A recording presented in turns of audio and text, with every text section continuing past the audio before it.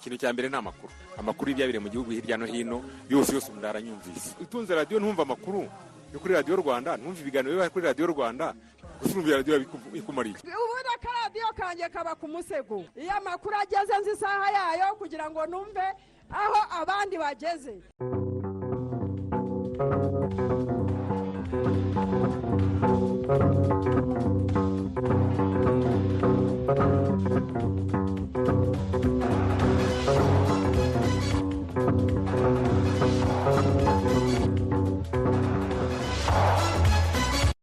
Twishimiye kongera kubasanga ku mirongo yose mwumviraho Radio Rwanda. Tubaha ikaze muri aya makuru. Jye nitwa Ismail Mwanafunzi, nanjye nitwa Nyirarukundo Xavera. Turi kumwe na Fabien Musabire ku buhanga bw'ibyuma. Uwimana Ferdinand niwe uyoboye aya makuru, mu gihe Edouard Mudahenyuka arimo kugenzura izi gahunda. Dore incamake yayo. Polisi y'u Rwanda yataye muri yombi abantu 12 barimo abapolisi 7 n'abasivile 5 bakurikiranyweho uburiganya mu gutanga no guhabwa impushya zo gutwara ibinyabiziga. RIB yataye muri yombi abantu 2 bakekwaho kwica abana 4 bo mu karere ka Rubavu bari baraburiwe irengero mu myaka 3 ishize, ariko imibiri yabo yabonetse ejo bundi. Mu Rwanda harimo kubakwa inzu zihendutse zisaga 9,000, inzu biteganijwe ko zizuzura mu myaka 3 igiye kuza. Tubafitiye n'amakuru avugwa hanze y'u Rwanda. Nibyo harahari abantu 9 nabo baguye mu gitero cy'abantu bitwaje intwaro bagavye mu rukera rwo kuri wa gatatu Bukavu muri Kivu y'Amajyepfo mu burasirazuba bwa Kongo Kinshasa. Numwe idasanzwe ya Leta Zunze Ubumwe za Amerika mu ihembe rya Afurika ejo kuwa 4 n'ejo bundi kuwa 5 izagira uruzinduko muri Ethiopia ruzarugamije gusaba impande zishyamiranye muri icyo gihugu gushakira ibibazo bafitanye ibisubizo biciye mu nzira y'amahoro. Ni nako kandi Leta Zunze Ubumwe za Amerika zikomeje gusaba bene gihugu bazo bari muri Ethiopia gushaka uburyo bahava kubera ko nta mutekano hari. Ishami rya Loni rishinzwe kurwanya sida ryavuze ko icyorezo cya COVID-19 cyasubije inyuma serivisi z'ubuvuzi mu bihugu byo muri Afurika y'Uburengerazuba ndetse na Afurika yo hagati, ku buryo umubare w'abantu bahitanwa n'icyorezo cya sida ushobora kwiyongera. Hanyuma Perezida wa Misiri Abdel Fattah al-Sisi yategetse za minisiteri zitandukanye mu gihugu cye gutangira kwitegura kwimukira mu murwa mukuru mushya w'ubutegetsi wubatswe mu burasirazuba bw'umujyi wa Cairo. Mugumane natwe tubafitiye n'amakuru avugwa mu mikino. Turabagezaho ku munsi wa 2 wa shampiyona y'ikiciro cya mbere umupira w'amaguru wagenze. Ni muri aya makuru mushobora kuza hano kuduhama ibitekerezo.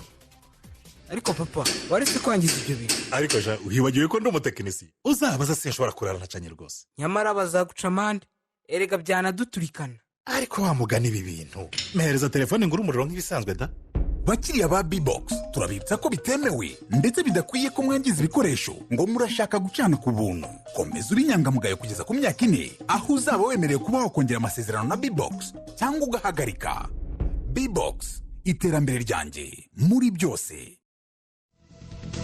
Tanga ibitekerezo muri aya makuru ku butumwa bugufi SMS andika Rwanda usiga umwanya wandika ubutumwa ubwohereze kuri 5074. Ubwo butumwa turabubagezaho cyangwa se turabusomera abadukurikiye uko tubagezaho inkuru zitandukanye. Minisitiri w'Ububanyi n'Amahanga w'u Rwanda Dr Vincent Biruta uyu munsi kuwa 3 yakiriye abagize komite ishinzwe iterambere mu nteko ishinga amategeko y'umuryango w'ubumwe bw'Uburayi bari bayobowe na Norbert Neuser. Baganiriye ku bufatanye bw'u Rwanda n'uyu muryango ndetse n'umuryango wa Afurika yunze ubumwe mu ngingo zitandukanye. Yandi makuru mu nama y'iminsi 3 ihuje intumwa ziturutse mu mijyi 11 yo hirya no hino muri Afurika iri mu ihuriro ryitwa Astone rigamije kwifashisha ikoranabuhanga mu gukemura ibibazo byugarije abaturage mu mijyi. Umuyobozi w'umujyi wa Kigali Pidonce Rubingisa yagaragaje uburyo ikoranabuhanga rifasha mu iterambere ry'abaturage ndetse no koroshya imikorere. Natanga urugero nka serivisi zo mwirangamimerere aho ushobora kwicara mu rugo ugasaba attestation y'amavuko cyangwa se yuko washatse ukaba wayibona cyangwa ukaba waniyandikisha ukabona ibyangombwa nk'umuturage. Hari serivisi zo mu butaka aho ushobora kujya gukoresha ikoranabuhanga ukareba ubutaka bwawe ese buteganyirizwa gukoreshwaho iki mu gishushanyo mbonera cy'umujyi, ese niba nshaka kubaka ndareba iki hateganyirijwe nsaba uruhushya rwo kubaka cyangwa se rwo gusana. Turabona ko ibintu byinshi cyane dushobora gukora kugira ngo twihutishe iterambere, tworohereze serivisi abazibona, ariko nanone tubyaza umusaruro ibyo dufite igihugu cyacu cyaduhaye. umuyobozi w'umujyi wa kigali avuga ko kuri ubu ngubu hifashishijwe ikoranabuhanga abaturage bahabwa serivisi zigera ku 100. intego umujyi ufite akaba ari uko zakomeza kwiyongera. abitabiriye iyi nama bakaba basanga umujyi wa kigali warateye intambwe yabera icyitegererezo indi mijyi. Kadijetu Hamedi ukorera mu mujyi wa Nouakchott muri Mauritania, naho Hamadou Yalukuye akaba akorera i Bamako muri Mali. tukivuga ku birebana n'ibikorwa remezo n'umujyi wa kigali ndetse n'igihugu cyose muri rusange, mu Rwanda harimo kubakwa inzu zihendutse zisaga 9,000, inzu biteganijwe ko zizuzura mu myaka 3 igiye kuza. Ibi ngibi bikaba biri muri gahunda y'igihugu yo kongera inzu zihendutse mu gihugu iziswe affordable housing. Reka inkuru tuyibaze Kwizera Bosco. Claude Ndashimye ni umwe muri benshi mu gihugu bashoboye kugura inzu zubatse muri gahunda y'amacumbi meza kandi ahendutse izwi nka affordable housing. Avuga ko iyi ari gahunda nziza yatumye ashobora kubona amacumbi mu buryo bworoshye. Icyemezo cyo kugura izi nzu nuko nari mbonye zihendutse nkuko n'ubundi byari biri muri gahunda yuko ari affordable houses. Ikindi cya kabiri nuko n'ahantu mu mudugudu dutuye turi benshi ku buryo bitworohereza mu mutekano. Turi abantu basa n'abari muri gahunda zimwe. Iyo dupanze kugira icyo dukora biratworohera kugira ngo gikorwe kuko imyumvire isa n'aho ari imwe. Gusa abataragira amahirwe yo kubona icumbi barifuza ko inyungu ya 11% yakwa n'ibigo by'imari yagabanywa. Inguzanyo zo mu mabanki kuri affordable housing ziri kuri rate iri hejuru cyane. Ibyo nabyo rero bigatuma uramutse ukoresheje amafaranga umuntu yinjiza akaba atabasha kuba yakwishyura iyo nguzanyo, ganagere no ku kindi kintu bisanzwe mu buzima yakwigezaho. Aho usanga nshobora gufata inguzanyo ya miliyoni 20 nzishyura mu myaka nka 15, ariko ugasanga nshobora kuzishyura hafi ubwikube kabiri bwa yandi natse.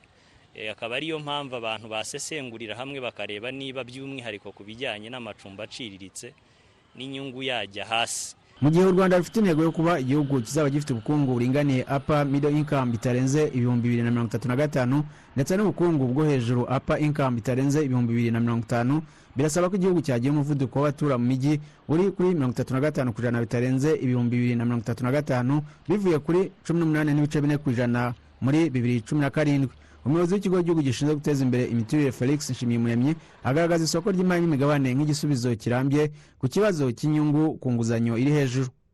Kuba twashyiraho isoko ry'imari n'imigabane ishobora kuba ari nayo yaturukamo ya mafaranga yubaka ayo macumbi aciriritse, aricyo cyaba igisubizo kirambye kurenza gusa ko abantu bategereza amafaranga aturutse mu mabanki, cyane ko nayo amafaranga bahenze. Numva ko ubwo ni uburyo bumwe bari guhurizaho, ibihugu byose biri guhurizaho ko umuntu ufite amafaranga ye ashobora kuza kugura. Hari uburyo butandukanye kugura imigabane muri uwo mushinga ugiye kubakwa. Ni iryo soko turi kuvuga byajya bicamo kurenza kujya gushakira amafaranga gusa mu mabanki. Umuyobozi w'ibiro ry'abafatanyabikorwa bashora imari mu birebana n'amacumbi yahindutse muri Africa, African Union for Housing Finance, Andrew Chimfoda, avuga ko uburyo u Rwanda rwashyizeho yo guteza imbere amacumbi ahendutse ari urugero ku bihugu byinshi. We've seen what Rwanda as a country is doing, which is very impressive. Twabonye ibyo u Rwanda nk'igihugu cyakoze bishimishije, byakwiganwa n'ibihugu byinshi birimo n'uburyo ibikorwa remezo bisonerwa, uburyo imiturire y'akajagari irimo kuvugururwa hano mu Rwanda, ndetse ibyo byose bifite agaciro kuko nk'uko mubizi ikibazo cyacu gikomeye ni ukubona amacumbi meza anoze kuri uyu mugabane wose wa Afurika. Muri gahunda y'igihugu yo kwihutisha iterambere rirambye NST1 2017-2024 mu Rwanda hateganijwe kubakwa inzu zihendutse 9,700. Izi nzu ni umugabane umwe w'inzu 310,000 ziteganijwe kubakwa bitarenze 2032. Kwizera Bosco mu mujyi wa Kigali. Polisi y'u Rwanda yataye muri yombi abantu 12 barimo abapolisi 7 n'abasivile 5 bakurikiranyweho uburiganya mu gutanga ndetse no guhabwa impushya zo gutwara ibinyabiziga. Mu gushaka kumenya ibirambuye kwitabwa muri yombi ry'aba bantu, kuri telefone muri kano kanya turi kumwe n'umuvugizi wa polisi y'u Rwanda ni Commissioner John Bosco Kabera. Commissioner Kabera, mwiriweho? Neza. Aba bantu byamenyekanye ko ibi byaha babikoze bate? muri rusange tugenda dukurikirana nyine imyitwarire y'abapolisi ariko noneho n'abaturage mu rwego mu nshingano dufite za buri munsi zo gutanga serivisi tuyiha abaturage. Mu bintu rero byo gukoresha ibizamini by'impushya zo gutwara ibinyabiziga hajya hakunda kuvugamo ruswa, nubwo ivugwa kenshi, ariko mu gukurikirana twaje gufata bari abapolisi 7 n'abasivili 5. Abo basivili bakaba barakoraga mu mashuri yigisha ibinyabiziga, gutwara ibinyabiziga, bakoraga nk'abakomisiyoneri cyangwa se bashaka abantu bakoresha ibizamini ku buryo bashobora kubafasha mu by'ukuri badakoze ibizamini byo kugira ngo babone izo mpushya zo gutwara ibinyabiziga. Bose bafatiwe mu gikorwa kimwe, ni ukuvuga mu gikorwa kimwe. Bafatiwe mu ntara y'Amajyepfo, Uburengerazuba n'Amajyaruguru. Hari abantu byagaragaye ko bagaragaje ko bakoze ibizamini bagatsinda kandi batarabikoze. Hari n'abandi n'undi batanze amafaranga. Bigaragara rero yuko bakoranaga n'abari abasivili babashakira abantu, urumva bamwe n'abarimu muri ibyo bigo, abapolisi barakoresha ibizamini. Kumva rero ko ibyo bitakwemerwa. Icya mbere ni uko uburyo byo gukoresha ibizamini byo kubona impushya zo gutwara ibinyabiziga burazwi. Umuntu akwiye kwiyandikisha agatanga amafaranga akayariha mu buryo buzwi nk'uko amategeko abiteganya, akagenda agakora ikizamini, yatsinda akabona uruhushya, yatsindwa akazasubiramo. Ikindi no ku mupolisi nawe ibyo yajya gukoresha ibizamini, hari amabwiriza aba yahawe, hari amategeko agomba gukurikiza, ariko noneho hari no kumenya noneho n'abandi bantu bari buze bashaka kubigiramo inyungu. Yaba rero utanga serivisi ayigurishije uwo mupolisi, yaba ujya kuyigura binyuranyije n'amategeko, urumva yuko cyangwa se n'ujya hagati yabo kugira ngo abashaka abakiriya, urumva ko bose bakora ibyaha n'ubwo buryo bafashwe. Iyo umupolisi afatiwe mu cyaha nk'iki ngiki, ubundi ubwo bigenda bite? Ahanwa ati ahanwa bikurikije amategeko, kuko urumva ko icyaha cya ruswa cyangwa se no kweza indonke cyangwa no gushaka indonke gihanwa n'amategeko. Amategeko y'u Rwanda arabiteganya ko abo bantu bahanwa. Ubwo rero bafashwe, ibimenyetso dufite turashyize urwego rw'ubugenzacyaha, n'urukenera n'ibindi rukora iperereza ryimbitse, rushobora no gufata biriya bagakorerwa idosiye bakajyana mu nkiko. Bakoze ibyaha, ntabwo bakoze amakosa ajyanye na disipurine, cyane cyane ko ngira ngo abantu hoze mbona babibaza no ku mbuga nkoranyambaga ngo bazahanwa bate. Bazahanwa hakurikijwe amategeko cyangwa hakurikijwe discipline code of conduct cyangwa se amabwiriza ajyanye n'imyitwarire y'abapolisi. Kuri bariya rero ni amategeko, kuko bakoze ibyaha biteganywa n'amategeko. Kugira ngo mutangire gukora iperereza cyangwa munabikurikirane, ni uko ari icyaha gigomba kuba gisanzwe kiriho. Abakora ibizamini, ababikoresha barasabwa iki niba n'abapolisi barimo bafatwa? Icya mbere ni uko biravugwa.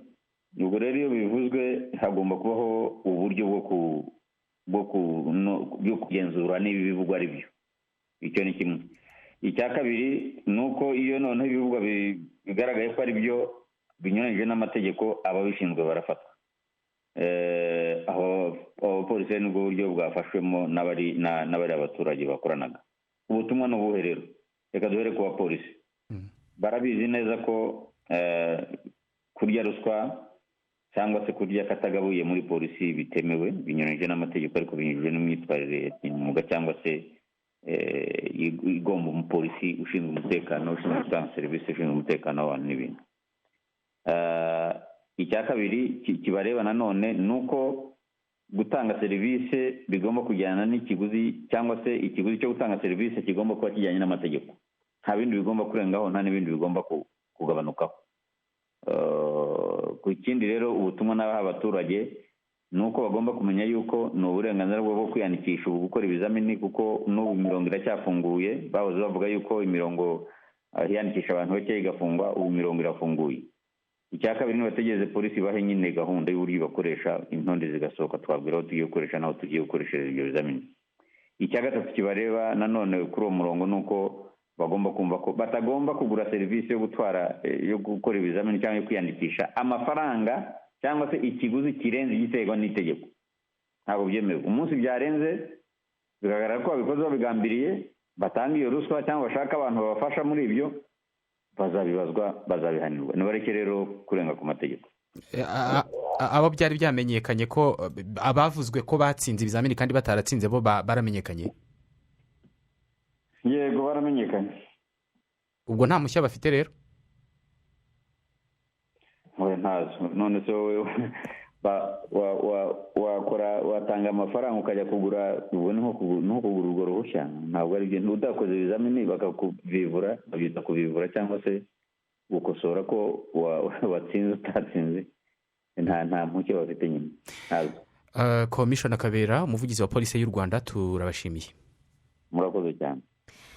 Reka tujye mu buhinzi no gutunganya umusaruro wabwo. Minisitiri w'ubucuruzi n'inganda Madamu Habyarimana Beata arizeza abahinzi b'ibirayi ko hari icyizere cy'uko uruganda rwa Nyabihu Potato Limited rutunganya ibirayi rushobora kongera gusubukura imirimo mu gihe cya vuba. Birambuye kuri iyi nkuru tubibaze Mbarushimana Piyo.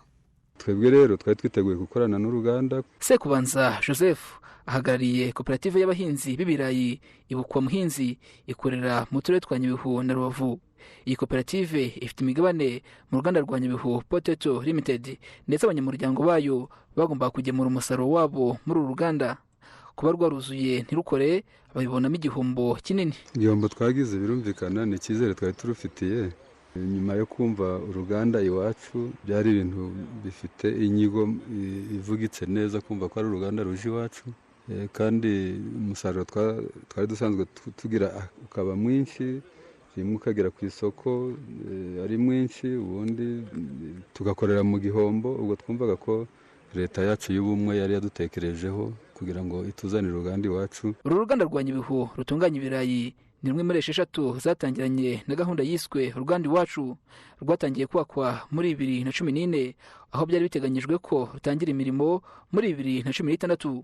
Gusa kugeza amagingo ya imikorere yarwo iri hasi, urukora ku kigero cya 1% ugereranyije n'ubushobozi bwarwo. Nkusi Julius, umuyobozi w'uru ruganda, asobanura ko inyigo mbi n'imashini zituje ubuziranenge ari byo nyirabayazana w'idindira ry'imirimo. Ubundi umuzi w'ikibazo, imashini zari impano ya European Union, navuga ko babahaye imashini bize ngo ziruzuye, ariko zihageze basanga zituzuye. Noneho ariko kuri ubwo buziranenge hari imashini zaburagamo. Imashini ikora ibintu by'ibiramo amavuta ibigomba kuba ifite imashini bita oiling. Noneho ni ifiriti ifunga amafiriti, byari mu mushinga, ariko nta mashini ifunga amafiriti bari barabahaye. Ikibazo cy'imashini cyavugutiwe umuti, ubu aho bigeze icyerekezo cy'uruganda kiragenda kiboneka. Gusa ariko umuyobozi warwo akomeza asobanura ko igishoro cyo gutangira kikiri imbogamizi, ngo kibonetse mu ntangiriro z'umwaka utaha imirimo yasubukura. Turavugana n'abanyamigabane kugira ngo babashe nibura gushyiramo amafaranga nibura make y'ifatizo. Nuvuga ko abonetse ubwo procedure zo gushyiramo abakozi twatangira kuzishaka, ko ibyo birihutirwa cyane. Ibyo wenda byatwara amezi nk'abiri, ku buryo mu kwezi kwa 12 bibaye bikunze mu mikoranire yacu n'abatuyobora, nibura mu kwezi kwa mbere twagomba twarabonye abakozi bagatangira akazi. Ibyo uyu muyobozi avuga binashimangirwa na Minisitiri w'ubucuruzi n'inganda Madamu Beata Habyarimana, usobanura impamvu z'icyizere cyo gutangira imirimo kuri uru ruganda. Harimo icyizere kuko nubwo rwagiye ruhura n'ingorane zitandukanye mu mateka ashize, twasanze imashini zose noneho ziboneka, izari zarabuze zarabonetse. Twasanze baratangiye gukora ku birayi bya chips, ariko noneho batangiye no kugerageza gukora ku bijyanye n'amafiriti akonjeshwa agahita atekwa. Tubona ko ari products ebyiri, ari ibiribwa bibiri bazatangiriraho. Ikindi nuko twabonye ko bazanye n'ibihumuza bitandukanye bita flavors, ku buryo bafite ubwoko bubiri bwa chips, ubwoko bukoreshwa n'umunyu, mbese batangiye kuzana ubwoko butandukanye. Icyo nacyo ni ikintu gikomeye. Ikindi nuko twagize ibiganiro n'ubuyobozi bwabo kugira ngo turebe ngo intumbero bafite muri kino gihe no mu gihe kizaza ni iyihe, nawe nyitanga icyizere. Gusa baracyari ku ntangiriro. Minisitiri Beata ashimangira ko ubu ikigiye gukurikiraho ari uguturanya imbuto y'ibirayi ikwiye guhingwa atari ibirayi bibonetse byose. Abahinzi nabo bavuga ko imbuto yose izemezwa bazayihinga ku bwinshi, kuko bazaba bizeye isoko ry'umusaruro wabo. Turiteguye, urebye imbuto dufite ni nyinshi, ariko iyo uruganda rwahitamo niyo twanakwibandaho, kuko iyo ufite isoko uhingira isoko, nta mpamvu umukiriya ibyo agukeneyeho nawe nibyo wamushakira. Uruganda rwa Nyabihu Potato Limited rwashowemo amafaranga y'u Rwanda asaga miliyari. uru ruganda rufite ubushobozi bwo gutunganya toni z'ibirayi 9 ku munsi. Mbarushimana Piyo, Radio Rwanda, i Nyabihu. Urakoze cyane Piyo. Hari uwatwandikiye avuga ko yishimiye kuba urwo ruganda rugiye gukora, abahinzi bagerageze guhinga noneho ibirayi byinshi kugira ngo uruganda ruzabone icyo rukora. Sinzareka kuyisenga Nehemi yatwandikiye ati abapolisi bakekwaho kwakira ruswa mu gukorera impushya zo gutwara ibinyabiziga nibahamwa n'icyaha bazahanwe by'intangarugero kugira ngo n'abandi barebereho. Witwa Leonce ati twishimiye cyane ko imiturire y'akajagari mu Rwanda iri guhindurwa hashyirwaho imidugudu kandi biradushimisha nk'abanyarwanda, ariko kandi abo bantu bakurikiranyweho ibyaha barimo abapolisi nibaramuka bahamwe n'ibyo byaha bazabiryozwe kubera ko ruswa ntabwo ari inzira nziza kandi nta nubwo yemewe mu Rwanda.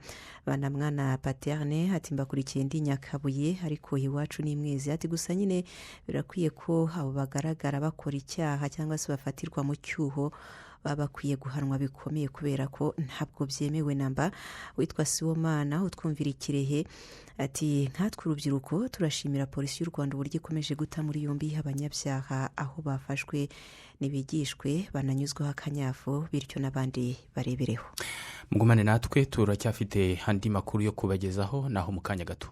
Kwizigamira ntibisaba gusagura ahubwo bikorwa n'umunyabushishozi kugira ngo atazashoberwa iminsi yamuteye hejuru. Ibiza nka COVID-19 byatweretse ko hakomeye hatambukwa n'uwahateganyirije. Izigamire rero mu kigega RNIT Iterambere Fund nawe ubone inyungu utasanga ahandi, kimwe n'abungutse hejuru y'10% buri mwaka mu myaka 3 ishize. RNIT yakira abantu ku giti cyabo, abazigamira abana, amatsinda y'abantu ndetse n'ibigo. Ikorera mu nyubako nshya Koje Bank mu mujyi wa Kigali muri etaje ya 6. Ushaka kwizigamira yagana banki imwegereye cyangwa agakoresha mobile money, Airtel Money na Mobi Cash. Sobanuza kurushaho kuri 0787 Hashize iminsi amata atunganwa n'uruganda Inyange yaragabanyutse ku isoko kubera ikibazo cy'impeshyi yatumye umukamo ugabanyuka muri rusange. Nubwo icyo kibazo cyabaye, uruganda Inyange ntabwo rwigeze rwongera igiciro cy'amata. Amata agurwa ku biciro bikurikira: kuri Milk Zone litiro igura amafaranga 430, amata ya mililitiro 500 ni ibihumbi 5 kuri buri karito, amata litiro imwe ni ibihumbi 10 kuri buri karito. Ntibyemewe kurenza icyo giciro. Uruganda Inyange rukomeje kubashimira ubufatanye bwiza. Abana sakwe soma birihuta biroroshye kandi buri wese yabikoresha. Ni ibiki? Ndabizi nsubize. Ngaho wowe ni gemu. N'uburyo bugezweho bwo kwishyura fasta bwa Equity bufasha mama na papa kwishyura Minervale, kwishyura kuri boutique, essence no muri restaurant. Kanda akanyenyeri 555 akanyenyeri 1 akanyenyeri kode y'umucuruzi akanyenyeri amafaranga urwego maze wishyure fasta. Equity, ishusho nshya y'abanki nyafurika ikwitayeho.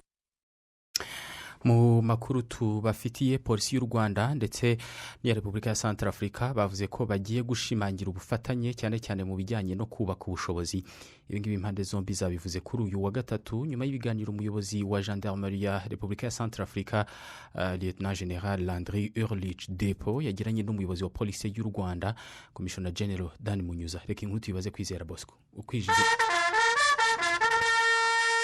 umuyobozi wa Gendarmerie ya Centrafrica Lieutenant General Landry Urlich Depo n'intumwa ayoboye batangiye uruzinduko rw'iminsi 6 mu Rwanda akigera ku cyicaro gikuru cya polisi y'u Rwanda giherereye Kacyiru mu mujyi wa Kigali. Yakiriwe n'umuyobozi mukuru wa polisi y'u Rwanda CG Dan Munyuza. Yavuze ko uruzinduko rwe mu Rwanda ruzatanga umusaruro ufatika ku mikoranire mu nzego zitandukanye. Ibi akabishingira ku mibanire myiza y'ibihugu byombi irimo kandi ifasha abaturage. Le Rwanda, comme je l'ai dit au départ, pour nous représente un modèle. U Rwanda nk'uko nabivuze ngitangira kuri twe n'intangarugero kubera ibibazo twagize muri Centrafrica. Kuri ubu dufite ingabo z'abanyarwanda zirimo abapolisi n'abasirikare bakorera ku butaka bwa Centrafrica. Izo ngabo zihari mu butumwa bw'amahoro bw'umuryango w'abibumbye no ku bw'amasezerano hagati y'ibihugu byacu byombi, zirimo kudufasha kugarura amahoro mu gihugu cyacu. Iyo akaba ariyo mpamvu twafashe icyemezo cyo kuza mu Rwanda kurebera hamwe n'ubuyobozi uburyo ingabo za Centrafrica twabasha kwihugura kugira ngo byongerere ubushobozi ingabo zacu za Centrafrique de profiter de bénéficier de certaines formations ici au Rwanda pour permettre également de renforcer les capacités de nos troupes en Centrafrique. umuyobozi wa polisi y'u Rwanda CG Dani Munyuza avuga ko ubufatanye bushoboka hagati ya polisi y'u Rwanda na Jandarumuri ya Repubulika ya Centrafrica cyane mu bijyanye no guhanahana ubumenyi bw'abakora muri izi nzego zombi. Constantly train law enforcement officers and keep them with gutanga amahugurwa mu buryo buhoraho ku baofisiye bashinzwe ishyirwa mu bikorwa by'amategeko bakabona ubumenyi bukenewe mu kurwanya ibyaha birimo iby'ubuhezanguni, iterabwoba, icuruzwa ry'ibiyobyabwenge n'ibindi byaha bimunga ubukungu. Uzagaragarizwa ibyo polisi y'u Rwanda ifite mu bijyanye n'ubushobozi. Nyuma y'uruzinduko uzatugaragariza inzego mwifuza ko dufatanyamo na Jandarumuri yo muri Repubulika ya Centrafrica. Polisi y'u Rwanda ihora yiteguye gutanga umusanzu mu bunararibonye ifite mu nshuti zacu zo muri Afurika no hanze yayo. Iyo dukoreye hamwe bituma habaho amahoro n'umutekano ku mugabane wacu.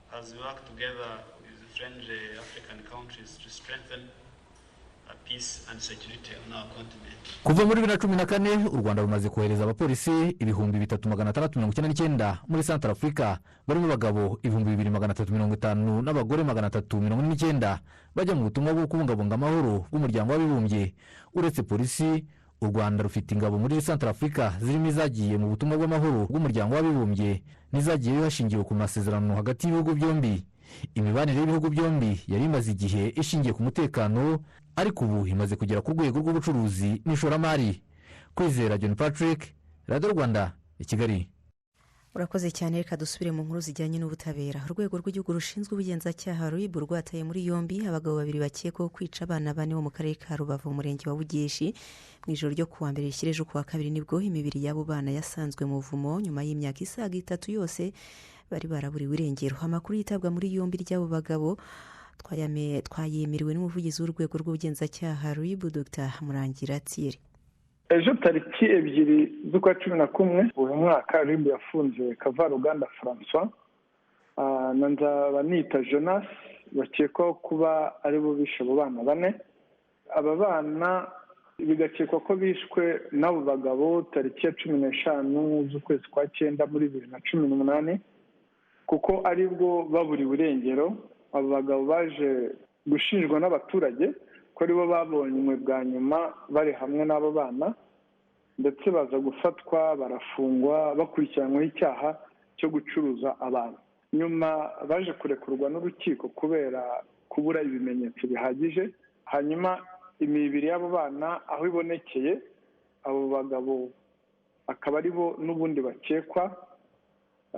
Abaturage bakaba bagumye gutanga ubuhamya bavuga ko n'ubundi abo bantu aribo bakekwa kuba barabishe.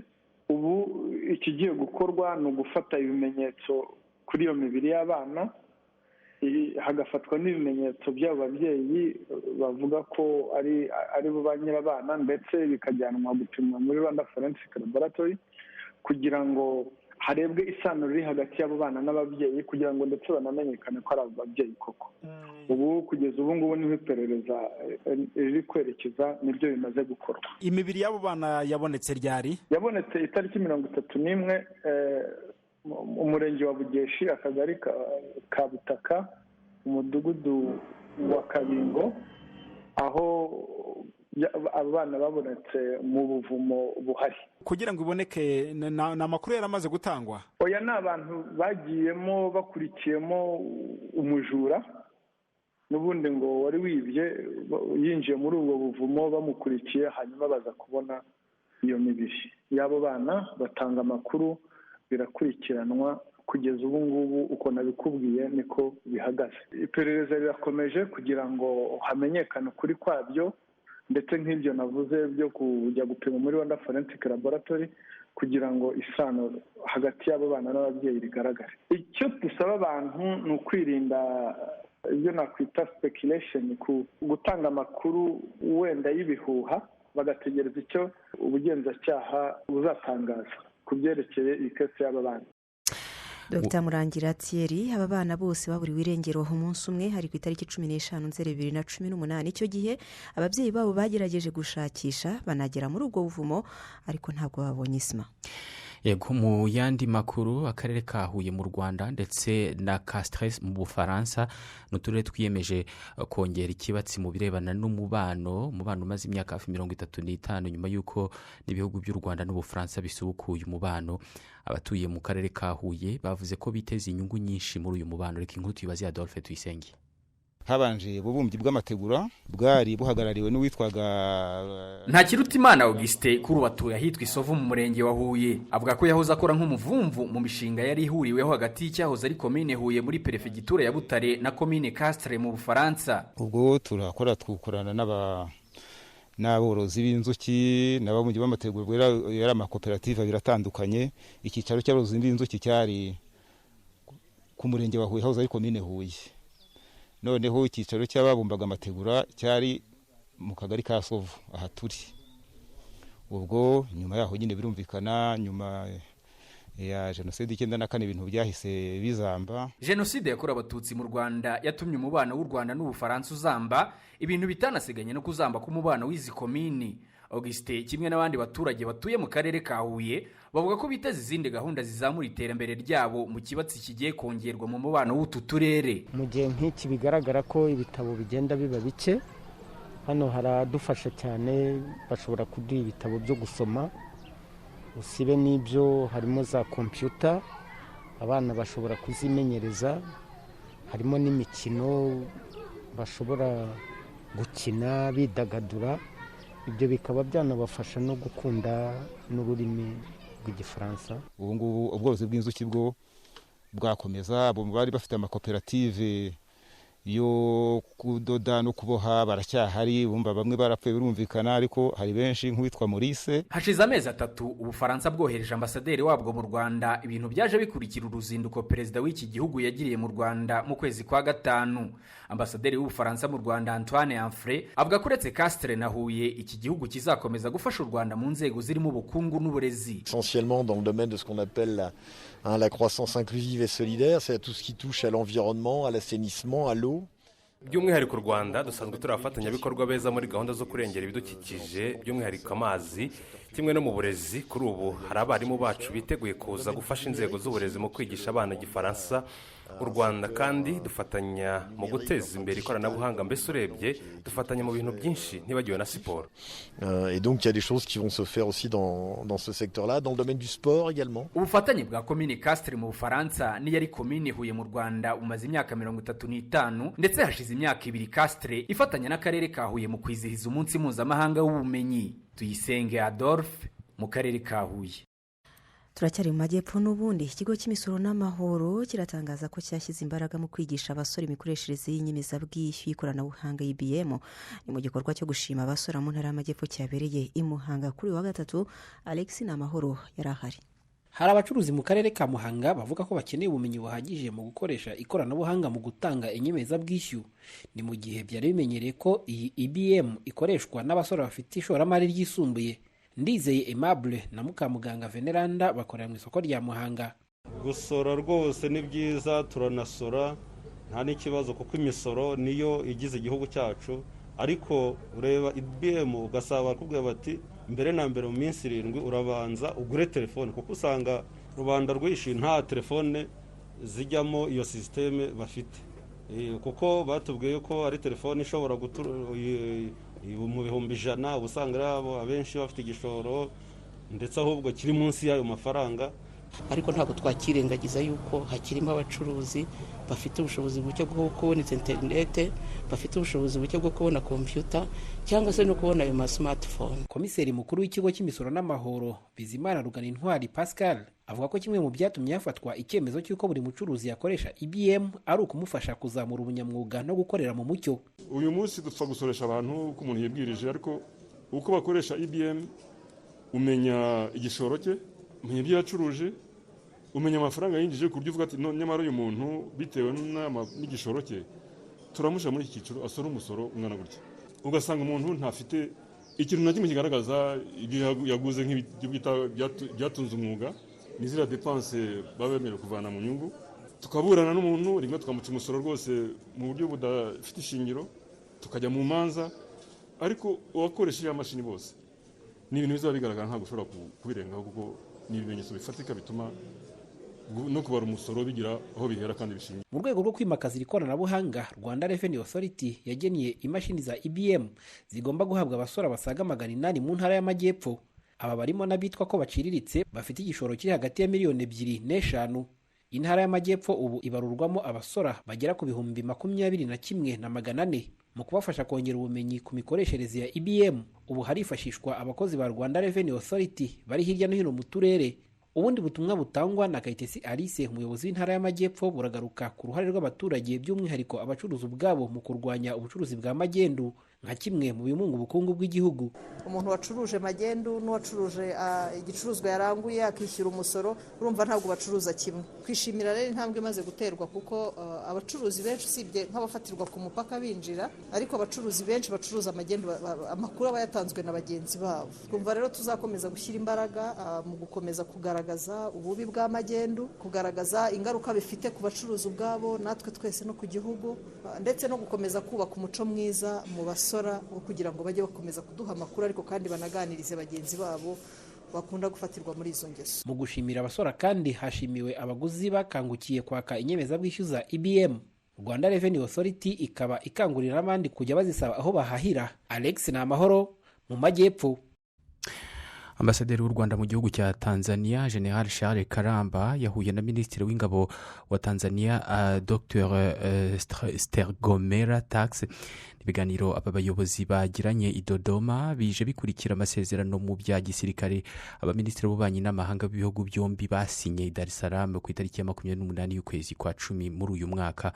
Ambasade y'u Rwanda muri Tanzania iravuga ko ibi biganiro byari bigamije kureba uko ayo masezerano ubwayo ndetse n'imirongo migari yatanzwe n'abakuru b'ibihugu byombi byashyirwa mu bikorwa.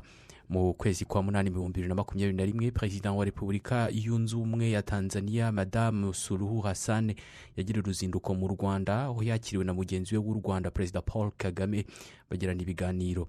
Icyo gihe ibihugu byombi byashimangiye guteza imbere imibanire yabyo mu nzego zitandukanye haba mu mutekano ndetse no mu bucuruzi. Reka mu kanya ni tugaruka dukomeze tubageza andi makuru tubafitiye. Uzike sasa igiye gushiramo di humura ariko hano hirya nabonye hari sitasiyo ya Rubisi twayikoresha. Se ko nakomeje kubona amasitasiyo meza yanditseho Rubisi. Izi sitasiyo nisha? Ntabwo ruzi ko sitasiyo za Kobiri ziri guhinduka Rubisi. Mbese nabonye zikeye kandi bafite serivisi nziza cyane pe. Ubu urugendo rushya rwo guhabwa serivisi nziza ku bikomoka kuri peterole harimo lisansi, mazutu, gaze, amavuta ya moteri n'ibindi rwaratangiye kandi ku giciro cyiza. Waba utegura urugendo muri Kigali cyangwa kure y'aho utuye, gana sitasiyo za Rubis hirya no hino mu gihugu uhabwe serivisi zose 100% ku modoka yawe. Si ibyo gusa, kuri sitasiyo zacu vuba aha muzajya muhasanga alimentation za Rubis Express. Rubis, nawe hagere n'akarusho. Bahinzi mwoga hinga kera keza mwe mbazaniye inkuru nziza. Ikigo gishinzwe iterambere ry'ubuhinzi n'ubworozi mu Rwanda RAB, ikigo gishinzwe amashyamba mu Rwanda, akarere kawe ku bufatanye na Tubura baraje mu kagari kawe kubaha ibiti bivangwa n'imyaka nta kiguzi binyuze muri Twigire Muhinzi. Ni ukuva tariki 11 Ukwakira kugeza mu mpera z'Ugushyingo uyu mwaka wa 2021. Uyu mwaka kandi ubukangurambaga bwo gutera ibiti bwaragutse bugera mu turere 27 tw'ubuhinzi hanze ya Kigali. Egera umujyanama w'ubuhinzi akubwira itariki bizatangirwaho mu kagari kawe kandi wiyandikishe vuba kuko bizamara igihe gito. Mu gihe cy'itangwa ry'ibiti kandi nyamuneka mwubahiriza ingamba zo kwirinda COVID-19. Abakangurambaga batubura nabo bazaza hatangirwa ibiti baguha amakuru menshi y'ukuntu washora mu buhinzi bwawe kugira ngo ubone umusaruro ushimishije. Wicikanwa rero kuko gutera ibiti bivangwa n'imyaka bizazamura umusaruro wawe nawe ukazamura ubukungu bwawe. Amwe mu makuru avugwa hanze y'u Rwanda tugiye kubagezaho harimo ko abantu 9 baguye mu gitero cy'abantu bitwaje intwaro igitero cyagabwe mu rukerera rwo kuri uyu wa gatatu i Bukavu muri Kivu y'Amajyepfo ni mu burasirazuba bwa Repubulika ya Demokarasi ya Kongo. Ahagana saa 7 z'ijoro ryakeye akaba aribwo abantu bitwaje intwaro batari bamenyekana n'ubu tuvugana bagabye icyo gitero ku birindiro bitandukanye by'ingabo na polisi bya Kongo Kinshasa. Abaturage b'i Bukavu bavuze ko muri iyo mirwano humvikanyemo imbunda ziremereye ndetse n'intoya. Mu gitondo cyo kuri wa gatatu urusaku rw'imbunda rwari rucyumvikana i Bukavu, ariko ahagana ku gicamunsi ituze ryaje kugaruka, ryaje gusa n'irigaruka, ndetse n'ibikorwa bimwe na bimwe birimo n'iby'ubucuruzi byongera gufungura imiryango.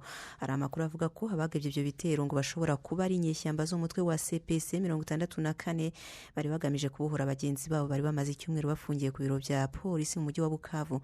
Mu bapfuye 9 harimo 6 bo muri izo nyeshyamba n'abandi 3 mu bashinzwe umutekano wa Kongo Kinshasa.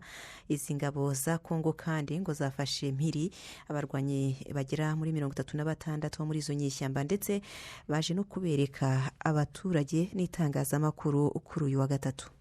Ibiro by'umuryango w'abibumbye bishinzwe guhuza ibikorwa by'ubutabazi byavuze ko umwuzure n'imvura biri mu gihugu cya Sudani y'Amajyepfo bikomeje kubangamira ibikorwa by'ubutabazi mu bice bitandukanye by'iki gihugu, ari nako byongera inkunga abaturage bakeneye. Abaturage babarirwa mu bihumbi 760 nibo baba barakozweho n'iyo myuzure kuva mu kwezi kwa gatanu y'umwaka. Abo baturage nabo muri leta 8 mu 10 zigeze iki gihugu cya Sudani y'Amajyepfo. Iyo myuzure ngo yiyongeraho imvururu zikomeje muri leta zinyuranye zirimo iya Ekwateri y'Uburengerazuba n'iya Warapu. Ibyo byose ngo byakomye mu nkokora rero abakora ibikorwa by'ubutabazi muri gahunda yabo yo kugeza imfashanyo ku baturage bayikeneye. Leta Zunze Ubumwe za Amerika zagira inama bene gihugu bazo bari muri Ethiopia kuva muri icyo gihugu kubera ko kirimo umutekano muke. Itangazo ryasohowe na ambasade ya Leta Zunze Ubumwe za Amerika muri Ethiopia ikarishyira ku rukuta rwayo rwa Facebook yagiriye inama abanyamerika bari muri icyo gihugu ko mu gihe bakiriyo bakwiye kwirinda gusohoka mu murwa mukuru wa Addis Ababa. Agata umunyamabanga mukuru wa Antonio Guterres nawe yasabye impande zihanganye muri Ethiopia guhagarika intambara ahubwo zikayoboka inzira y'ibiganiro. Ariko n'intumwa idasanzwe ya Leta Zunze Ubumwe za Amerika mu ihembe rya Afurika ejo kuwa 4 n'ejo bundi kuwa 5 yizagira uruzinduko muri Ethiopia. N'uruzinduko ruzaba rugamije gusaba impande zishyamiranye muri icyo gihugu gushakira ibibazo bafitanye ibisubizo biciye mu nzira y'amahoro. Tukivuga ku ntambara yo muri Ethiopia kandi Ismail, ishami rya Loni rishinzwe uburenganzira bwa muntu rifatanyije na komisiyo ishinzwe uburenganzira bwa muntu muri Ethiopia basohoye raporo yabo kuri uyu wa gatatu. Raporo ivuga kuri iyo ntambara yo muri Tigre, raporo igaragaza ko ngo yakozwe mu bugome bukabije. Ni raporo igaragaza ko ingabo za guverinoma ya Ethiopia n'inyeshyamba za TPLF bahanganye bose baba barakoze ibyaha by'intambara n'ibyibasiye inyoko muntu. Izi impande zombi kandi ngo tandukiriye amategeko mpuzamahanga ku burenganzira bwa muntu, zikorera abaturage ibyaha bitandukanye birimo iby'iyicarubozo, gufata ku ngufu no kugaba ibitero ku mpunzi ndetse n'ibindi. Intambara yo muri Tigre yatangiye mu ntangiriro z'ukwezi kwa 11 umwaka ushize, ubwo Dr. Abiy Ahmed, minisitiri w'intebe wa Ethiopia, yategekaga ingabo za guverinoma ye kugaba ibitero ku barwanyi ba TPLF ari ryo shyaka ryayoboraga iyo ntara ya Tigre, akaba yararishinjaga kumwigomekaho. Naho ishami rya Loni rishinzwe kurwanya sida ryavuze ko icyorezo cya COVID-19 cyasubije inyuma serivisi z'ubuvuzi mu bihugu byo muri Afurika y'Uburengerazuba niyo hagati, ku buryo umubare w'abantu bahitanwa n'iki cyorezo cya sida ushobora kuziyongera. Iri shami rikavuga ko ririmo kubona muri ibi bihugu umubare w'abantu bafashwa mu kwirinda sida ugabanuka, ndetse n'abipimisha bakomeje kugabanuka. Iri shami rikavuga ko ritahita rivuga ingaruka z'ibi byose, ariko ngo ntabwo ari ikimenyetso cyiza habe na gato. Umwaka ushize wa 2020 iri shami ryavuze ko icyorezo cya COVID-19 gishobora gutuma ingamba zo kurwanya sida zisubira inyuma y'imyaka 10, ni ukuvuga ko zishobora kuzasubira aho zari ziri mu mwaka wa 2011. Mbere yuko tujya muri Tunisia tubanze dukubitire mu Misiri, aho perezida w'iki gihugu cya Misiri Abdel Fattah al-Sisi yategetse za minisiteri gutangira kwitegura kwimukira mu murwa mukuru mushya w'ubutegetsi. Ni umurwa mukuru urimo kubakwa mu birometero 28 werekeza mu burasirazuba bw'umujyi wa Cairo. Umuvugizi wa perezida Sisi yavuze ko kwimukira muri uwo murwa mukuru mushya w'ubutegetsi bizatangira mu kwezi gutaha, bigakorwa mu gihe cy'amezi 6. Uyu mushinga wa miliyari nyinshi z'amadolari ugamije kugabanya ubucucike mu murwa mukuru Cairo, hashakirwa inzu zo kubamo abaturage barenga miliyoni 6, ugamije kandi gushakira inyubako nshya za minisiteri, ambasade n'ibiro by'umukuru w'igihugu bikoreramo. Muri Tunisia ibinyamakuru byanditse ko havumbuwe ubuvumo buca munsi y'ubutaka hafi ya ambasaderi w'ubufaransa muri iki gihugu atuye ni ubuvumo buturuka ku nzu ikunze guhurirwamo na bamwe mu ntagondwa zikunze guhungabanya umutekano muri iki gihugu. Polisi niyo yahaye abanyamakuru aya makuru ikavuga ko ubu buvumo bwari bukirimo gucukurwa. Minisiteri ishinzwe umutekano mu gihugu yo yavuze ko bafite amakuru y'uko hari ibikorwa bibangamira umutekano w'igihugu bikorerwa muri iyo nzu. Inzego z'umutekano zishinzwe kurwanya iterabwoba zahise zitangira gukora iperereza, ariko ntabwo haramenyekana uwari watangiye gucukura ubwo buvumo. Ambasade y'Ubufaransa yo muri iki gihugu nta kintu iravuga. Reka mu kanya twakire bagenzi bacu batugezaho amakuru avugwa mu myidagaduro ndetse no mu mikino. Muturarwanda, witegereza ko uwawe cyangwa uwuzi ahura n'ikibazo ngo umutabare, ahubwo gira uruhare mu kwirinda no gukumira ibiza biterwa n'inkangu ndetse n'imyuzure. Kwirinda biruta kwivuza. Abamaze kwimuka mu manegeko baratekanye. Nawe tera ikirenge mu cyabo, we guhorana ibihombo uko imvura iguye. Imikingo yegereye amazu niberamishwe. Tubuze amazi y'imvura kwinjira mu bikuta, tuyafate dukoresheje uburyo bwabugenewe. Andi ayoborwe mu miferege yatwara aho yasibye isiburwe, za ruhurura zisukurwa. Mu gihe cy'imvura kandi tujye dushishoza mbere yo kwambuka imigezi n'ibiraro, ahafite ibibazo hose hashyirwa ibimenyetso kugira ngo hatagira uwo hateza impanuka. Abafite ibinyabiziga namwe mwirinde kunyura mu muhanda urimo amazi menshi cyangwa afite umuvuduko ukabije. Ni ubutumwa bwa Minisiteri ishinzwe ibikorwa by'ubutabazi Minema ku bufatanye na Plan International Rwanda. Mama mo, harya ubu ngo njye mu murima njyenyine ngo ntiwasiga abana? Uzi ko njye mfite imyaka 7 bansigiraga barumuna banjye kandi bagasanga nanatetse? Papa Muho, iyo myumvire ntiyari yo rwose. Nta mwana urera undi. Ubu se hagize ikintu kibi kibabaho nta muntu mukuru uhari. Aho uransinze. Nk'uko umubyeyi w'umwana cyangwa undi umurera amenya ibyo akeneye akabimuha, ni ngombwa no kumurindira umutekano, agahabwa indyo yuzuye igizwe n'ibyubaka umubiri, ibitera imbaraga n'ibirinda indwara, hagamijwe kumurinda igwingira. Abana bafite ubumuga nabo bagomba kwitabwaho by'umwihariko. Muri iki gihe duhanganye n'icyorezo cya coronavirusi, babyeyi nimwubahirize amabwiriza yo kwirinda iki cyorezo kugira ngo mutandura cyangwa mukaba mwakwanduza n'abana. Abana nabo nimubigishe kwirinda. Niba mu rugo harimo umurwayi wayanduye, nimubisobanurira abana kandi mubabuze kumwegera. Bareke guhana ibiganza, gukinira no kujya hari abantu benshi. Mubatoze gukaraba intoki kenshi, guhana intera hagati yabo, kwambara agapfukamunwa, ariko muzirikana ko kizira kukambika umwana utarageza ku myaka 2. Ubu butumwa nubwo ikigo cy'igihugu gishinzwe imikurire no kurengera umwana NCD ku bufatanye na UNICEF.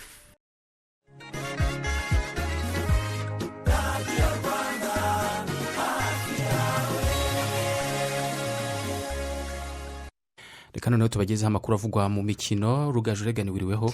Mwiriwe neza mwanafunzi. Uyu munsi shampiyona y'igiciro cya mbere umupira w'amaguru yakomeje, ni umunsi wayo wa 2. ndatekereza ko ari ugiye guhera mu makuru. Nibyo, shampiyona y'u Rwanda yakomezaga kuri uyu munsi wa none muri football. Amakipe rero uko yagiye yitwara muri iyi shampiyona akaba ari kuri ubu buryo bukurikira bijyanye na resultat. Ikipe ya Police FC yatsindiwe kuri Stade Regionale Nyamirambo ibitego 2-0 itsindwa n'ikipe ya Espoir. Hanyuma ikipe ya APR FC kandi kuri iyo stade yatsinze ibitego 2-0 itsinda Musanze FC. Ikipe ya Bugesera mu karere ka Bugesera kuri stade yaho yatsindaga ibitego 3-1 itsinda ikipe ya Etincelle y'Rubavu. Hanyuma ikipe ya Gicumbi iwabo Igicumbi yatsinze ikipe ya Etoile de l'Est ibitego 2-0. Aya n'amakipe abiri azamutse mu cyiciro cya mbere. Mu gihe cyo Rutsiro na Rayon Sport banganyije ibitego 2-2.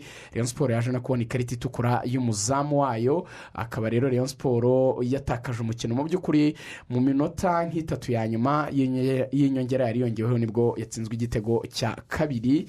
Hanyuma tuvuye mu Rwanda gatoya mu bijyanye n'umupira w'amaguru, reka tunyarukire ku mugabane w'Uburayi. Hari amakuru y'abatoza bagomba guhabwa akazi wamaze kukabona rero, yitwa Antonio Conte. We yasezeranyije muri press conference ya mu kiganiro n'itangazamakuru abafana b'ikipe ya Tottenham ko bitandukanye n'ibyo asanzwe avugwaho azakina umukino mwiza cyane cyangwa se icyo bita entertaining football, ariko kandi ugamije no gutsinda. Aravuga ati ikipe mu by'ukuri ya Tottenham ni ikipe nziza imerita cyangwa se ikwiye kuba yabona amanota, ariko yanakinnye neza cyane. Icyo cyashimishije abafana. Ku rundi ruhande kandi ni nako ikipe ya Barcelona bivuga yuko iri hafi cyane kwemezanya na Xavi Hernandez wayikiniye akaba yava mu ikipe ya Al-Sadd akaza kuyikinira. Biravuga ko igisigaye gusa ari ikibazo cy'igihe, naho ubundi nk'uko byatangajwe n'ikinyamakuru Mundo Deportivo uko Xavi biciye kuwitwa Alemanye ndetse n'uwitwa Juste, abo bose bakaba baragaragaye muri stade ya Al-Sadd. Aba ni abayobozi rero muri Barcelona bivuga yuko bagiye kureba uburyo baganira na Xavi ndetse n'ubuyobozi bw'ikipe ya Al-Sadd muri Qatar atoza kugira ngo abe yavayo aze muri Barcelona. Soreze rero kuri Unai Emery wamaze guhakana yuko adafite gahunda yo kuza gutoza ikipe ya Newcastle nayo ishaka umutoza ukomeye nyuma yo gusezerera uwitwa Steve Bruce. Akaba yavuze yuko afashe icyemezo 100% cyo kuguma mu ikipe ya Villarreal. Ati Villarreal nahabonye nko mu rugo 100% nishimiye umushinga cyangwa se projet y'ikipe ngomba kuyigumamo. Ati kandi nishimiye ko ikipe ya Newcastle yanekereje, ariko mu by'ukuri perezida w'ikipe witwa Loic ubwo yavuga ikipe ya Yellow Submarine ya Villarreal yanyeretse urukundo we n'abafana ndetse n'abakinnyi. Sinatinyuka rero kuba nabasiga, ati ahubwo nk'uko yabishojeho mu cyongereza yagize ati see you soon in our stadium. Ati tubonane vuba ahubwo muri stade yacu twikinira umukino. Urakoze cyane Rugaju. Cyane ndabashimiye. Reka noneho tubagezaho amakuru avugwa mu myidagaduro. Turi kumwe na Umutesi Francine. Wiriweho? Wiriwe mwana funze. Reka tuguhe umwanya utubwira avugwa mu myidagaduro. Urakoze cyane. Duhere hano mu Rwanda, inkuru idasanzwe irimo kuhavugwa ni umunyarwanda wamenyekanye cyane mu gufotora, banabita bagafotozi, witwa Pacifique Himbaza, uri mu mujyi wa Berlin mu Budage. Kuva ejo harimo kumurika amafoto yafashe yerekana imbaraga zitandukanye z'umugabane wa Afurika. Ni muri rizamara iminsi 5 ririmo kubera ku biro bya ambasade y'u Rwanda mu Budage, ngo rigamije gukangurira abazaryitabira kubona imbaraga ziri ku mugabane wa Afurika ndetse n'ibikorwa n'abafatanyabikorwa b'u Rwanda. Uyu Himbaza Pacifique amaze imyaka isaga 10 akora umwuga wo gufotora, ubusanzwe akorana na Inganzo Art Cafe mu kwerekana amafoto atandukanye agenda afata. Tuve hano mu Rwanda tujye hanze yarwo. Umuraperi witwa Jay-Z kuva ejo kwa kabiri ari mu mubare w'abakoresha urubuga rwa Instagram. Jay-Z yagiye kuri Instagram mu rwego rwo kumenyekanisha filime yitwa The Harder They Fall. Ni umwe mu producer cyangwa se abagize uruhare mu kuyitunganya. Ikintu cya mbere yashyize kuri Instagram ari nayo post imwe iriho na amashusho yo kumenyekanisha iyi filime nshya izaba igaragaramo abakinnyi ba filime bazwi ku isi barimo na Idris Elba. Mu munsi umwe gusa Jay-Z amaze kuri Instagram amaze gukurikirwa n'abantu barenga 2 miliyoni. We arakurikira umuntu umwe gusa, uwo no umugore we Beyonce, nawe wahise amukurikira. Beyonce wafite abantu barenga 216 bamukurikira kuri Instagram. Iyo post iri kuri Instagram ya Jay-Z ni ifoto yamamaza nyine iyo filime nk'uko twari tubibabwiye, imaze gukundwa cyangwa se bibita likes n'abantu barenga 709 mu munsi umwe gusa. Tuve kuri Jay-Z tujye kuri Tupac Shakur. Nyuma y'imyaka 20 amaze apfuye, ubu abafana be bagiye kwerekwa byinshi ku buzima bwe bitazwi ndetse n'umurage yasize. Bizanyuzwa mu imurika ryiswe Wake Me When I'm Free, rizerekanirwamo byinshi bigendanye n'umuziki we, imivugo yanditse ndetse n'ibindi byahoze ari ibye. Ibyo byose biri mu nzu yitwa Ingoro Ndangamurage ye yubatse kuri metero kare zirenga 20,000. Azanerekanwa agace k'ubuzima bwa nyina wa Tupac witwaga Afeni Shakur. Uyu nawe ngo yari umunyamuryango w'ishyirahamwe ryitwaga Black Panthers, ryagize uruhare rutari ruto mu buzima bwa Tupac Shakur. Witwa Britney Spears yongeye kugaruka mu itangazamakuru avuga ko icyemezo cyo kwamburwa uburenganzira ku buzima bwe bwite n'imitungo ye cyafashwe mu myaka 13 ishize, nubwo ngo cyashyizwe mu bikorwa na se, ariko ngo nyina niwe wagitanzemo igitekerezo. Mu mbuga nkoranyambaga Britney yikomye nyina cyane, hanavuga ko atigeze amwishimira kandi ngo ari we wangije mu ibanga ubuzima bwe muri iyi myaka yose. Yanditse ko atakimushaka mu buzima bwe kandi ko yishimiye ko ibi byose byarangiye, ubu akaba abasha kongera guseka atikanga ko ngo abantu bamwita umurwayi wo mu mutwe. Witwa The Weeknd na Post Malone barimo gukorana indirimbo izasohoka mu minsi iri imbere, ubwo tuzayibabwira. Witwa Adele nawe murabizi ko ku itariki ya 19 z'uku kwezi azasohora alubumu ye, na alubumu yise 30. Mu birori byo kwerekana iyi alubumu bizaba ku itariki ya 21 z'uku kwezi, bizaca ngo kuri televiziyo ya ITV. Abafana be bose bemerewe kuzareba ibirori ku buntu. Urakoze cyane Francine kuri ayo makuru y'imyidagaduro tugejejeho. Turagushimiye, tugwifuriza umugoroba mwiza. Yakoze nayo mwana Francine. Ni nadusoreje aya makuru twari twabateguriye. Amakuru tubashimira kuba mwakurikiye kuri Radio Rwanda, ariko gahunda za Radio Rwanda zirakomeza ndetse n'amakuru arakomeza abagereho nk'uko mumaze kubimenyera. Turashimira abayagizemo uruhare bose. Ndashimira mugenzi wanjye Xavier Nyirarukundo twafatanije, Uwimana Ferdinand wayoboye, ndetse na Fabien Musabire mwadufashije ku buhanga buhanga bw'ibyuma muri izi gahunda za radiyo rwanda zirimo gukurikiranwa na Edouard Mudahinyuka. turabifuriza gukomeza kunogerwa nazo.